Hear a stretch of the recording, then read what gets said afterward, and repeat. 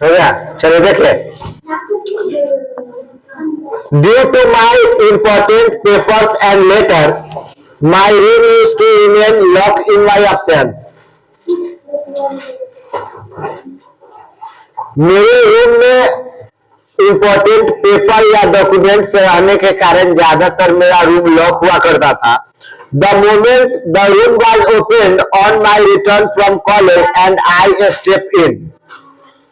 मेरे लौटने पर या जब मैं कॉलेज से लौटती थी तो रूम को खोला जाता था और जैसे ही मैं रूम में कदम रखती थी, Gillu would rush on to me and climb up down from my head to to.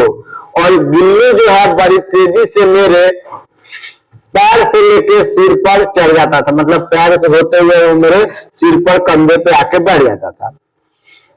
Since then this had become a regular practice, और यह उसका रोज का यह काम था। On my leaving the room, Gillu would also make exit through the wire mesh opening of the window। और जब मैं रूम से चली जाती थी या अपने काम के लिए बाहर चली जाती थी तो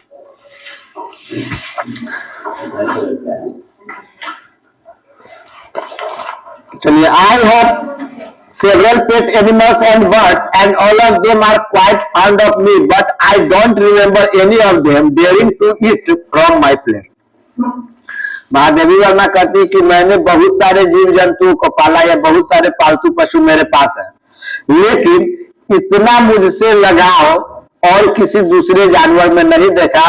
गिल्लू जो था मेरे प्लेट में बैठ के मेरे साथ खाना खाता था। Gillu was an exception। The moment I would reach the dining room, he would emerge from the window।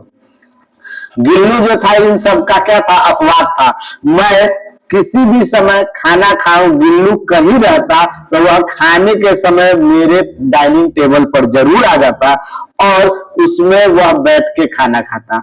मैंने उसे बड़ी मुश्किल से यह सिखाया कि खाना प्लेट में बैठ के नहीं, प्लेट के बाहर बैठ के खाना है। His favorite food was काजू। ठीक है, क्या हुआ? गिल्लू जो था उनके प्लेट में बैठ जाता। जैसे मान लीजिए थाली लगा हुआ है, एक तरफ रोटी है, सब्जी है, अलग अलग प्लेट में, तो वो बाहर में प्लेट में बैठ जाता था एक तरफ, और तब उसमें से ले लेके वो खाया करता था। तो महादेवी वर्मा कहती कि बड़ी मुश्किल से मैंने उसको ये सिखाया कि प्लेट में बैठ के नहीं खाना, प्लेट के बाहर रहो और तब तुम लेके खाओ, और उसी प्लेट में से वो साथ साथ खाया करता था। उसका फेवरेट फूड क्या था? काजू था। लेकिन जब कभी काजू अवेलेबल नहीं होता था तो उसके जगह पर उसको कुछ दूसरा फूड दे दिया जाता था, तो वह उस खाने से इनकार कर देता था। उसके अगर रूम में डाल भी दिया गया बास्केट में तो वह उसको निकाल के फेंक देता था। मतलब वह जब खाएगा तो काजू ही खाएगा। Around that time, being injured in a motor car accident, I had to spend some days in the hospital. The days whenever my room was open, Gillu would rush down from his swing, but on seeing somebody else, he would, with the same alacrity, scuttle back to sit in his nest। एक बार महादेवी वर्मा का car accident हो गया जिसमें वह घायल हो गई, चोटिल हो गई, और उन्हें कुछ दिनों तक हॉस्पिटल में रहना पड़ा ट्रीटमेंट के लिए। तो इस बीच अगर उनके रूम में कोई जाता था तो गिल्लू जो था बड़ी तेजी से वह अपने बास्केट से निकल के महादेवी वर्मा के रूम में जाता था, और जैसे ही देखता था कि वहां कोई दूसरा व्यक्ति है, उसी फुर्ती के साथ फिर चुपचाप आके अपने स्विंग में या अपने बास्केट में आके बैठ जाता था।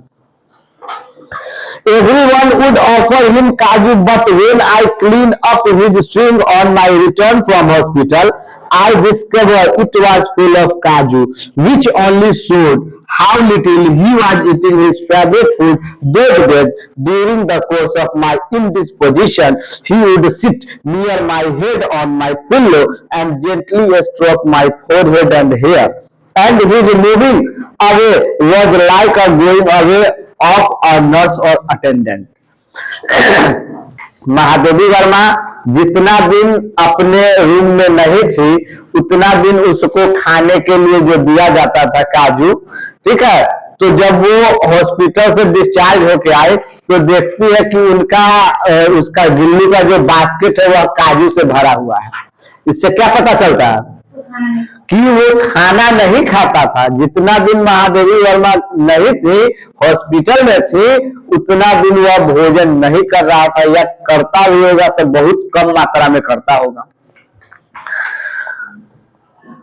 उसके बाद जब वो हॉस्पिटल से डिस्चार्ज होके आए तो यह गिल्लू जो है उनको एक नर्स की तरह देखभाल कर रहा था कि यह उनके सिरहाने ही बैठता था तकिया के पास, और अपने हाथों से उनके सिर को भी दबाया करता था, सहलाया करता था, अपने हाथों से उनके बालों में जो है उंगली किया करता था।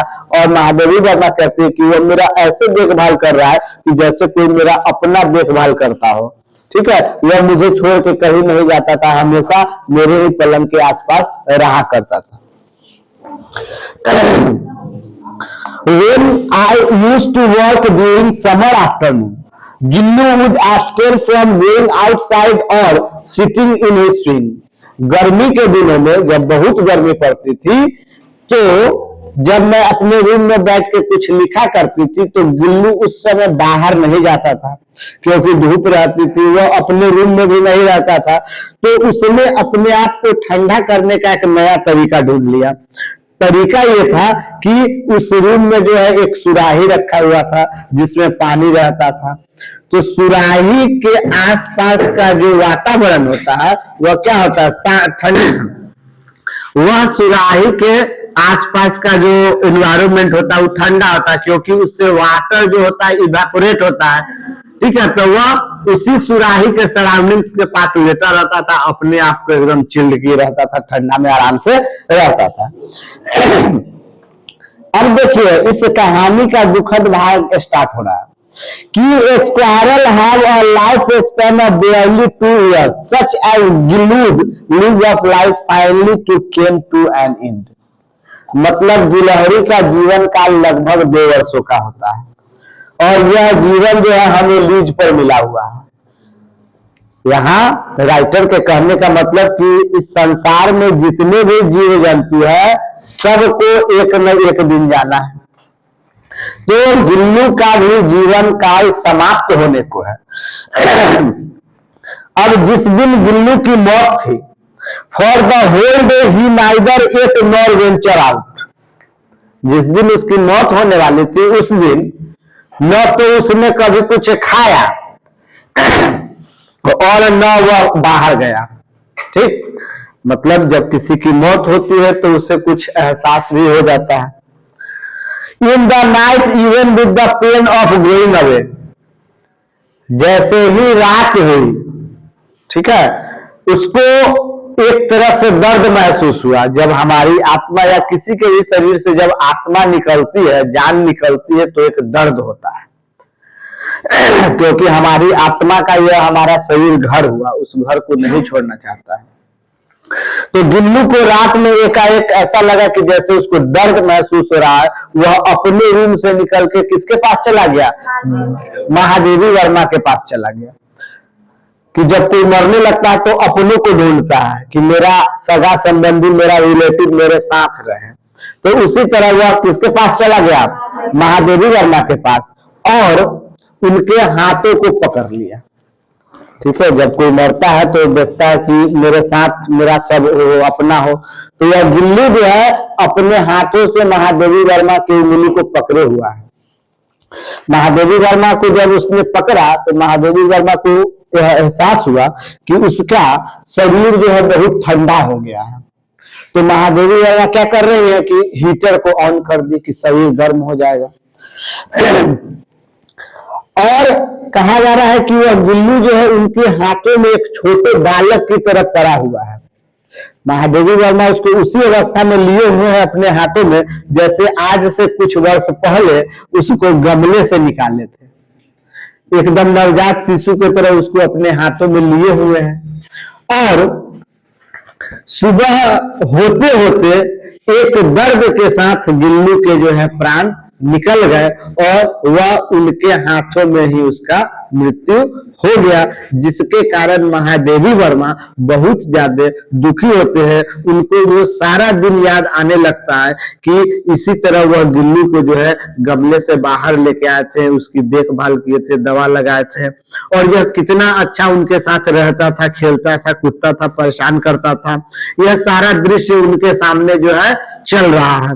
बड़े भारी मन से उन्होंने उस गिल्लू को अपने ही गार्डन के एक सोन जूही वृक्ष के नीचे, मिट्टी के नीचे क्या कर दिया, दबा दिया, और उसका जो घर था, बास्केट था, उसको उन्होंने उतार दिया, और इसी आशा के साथ कि फिर उनके घर आंगन में कभी कोई गिल्लू जो है आएगा। दैट्स ऑल, यही आपका स्टोरी था।